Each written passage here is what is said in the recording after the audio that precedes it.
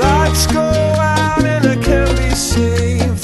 Tides that I tried to swim against brought me down upon my knees. Oh, I beg and please, singing, come out of things unsaid. Shoot an apple off my head. Hey guys, Life back here, narrating for the first time in ages, and the first battle is against the good and well-known YouTube member and Reg League member Kowalski, good buddy of mine. We decided to do a roulette battle for the lulz, but it turned out to be a pretty good match because we mostly got overused Pokemon, so make sure you stay tuned and watch. Hippowdon versus Deoxys Elite, so not a good start for me. As you can obviously see, Deoxys E is a very hard Pokemon to take down in roulette.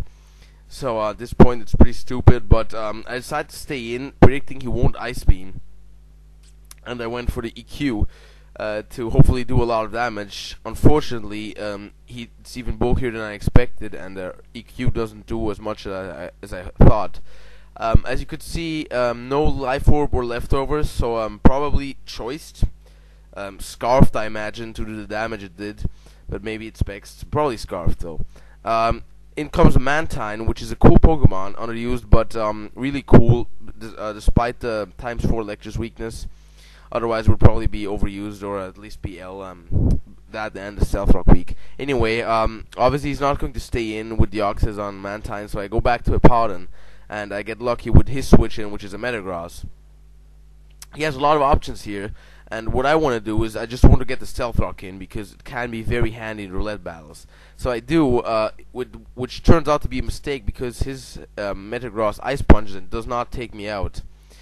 So I should have Slack offed and then Stealth Rocked, and then I maybe could have even Slack offed again and so on. But anyway, he takes me out, but at least I have Stealth Rock up. In comes a Hariyama, which is a very, very cool Pokemon. Due to two main reasons. First reason is Force Palm, which you see now, which always gets Para and gets Stab, and is a really cool move. So yeah, Tangrowth gets paralyzed. It's not the worst thing to get paralyzed, but hey, it's not bad. It's actually my favorite status condition. The second reason why Hariyama is so cool is Knockoff, which is one of the best moves in the game. Takes leftovers away, and especially in stall battles, which this one isn't. It's very useful because now Sandstorm does damage him every turn, and at this point I just want him to status me because Hariyama is as good as a Pokemon asleep as any.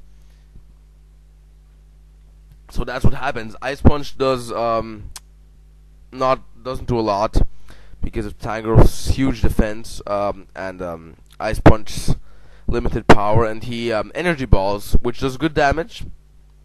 Stab and my low special offense ensure that. Now I decided to go for the relatively more obvious choice with the switch out to something that resists Energy Ball, counting on either Paralysis or something, but hey, it turns out he does very well. It stuns towards me, and Togekiss is largely incapacitated now, but it is still faster than Tangrowth, and will take it out with a Flamethrower, which is pretty cool. Even though Tangrowth was largely fucked up anyway, with no leftovers, paralysis, and almost dead. What he does now kind of confuses me. I don't know why he did that, but probably for the lack of better options. He brings in a Metagross, and I'm able to live the Ice Punch predictably because Togekiss is a very bulky Pokemon, even though the special defense is higher than the physical. But he has a lot of HP, and Flamethrower gets a crit. It might not have killed without the crit. I'm not sure. But anyhow, decent luck for me there. Now he brings in Deoxys again, which takes Stealth Rock damage, and I'll let it take some SS damage as well while he finishes the almost useless Togekiss. So yeah, Mantine comes back in again and takes the Psychic he throws at me like a beast. It's probably Choice Scarfed, I figure it is, and surfs back to kill Deoxys. So there you go, Mantine's amazing. Had some pretty good uses for me.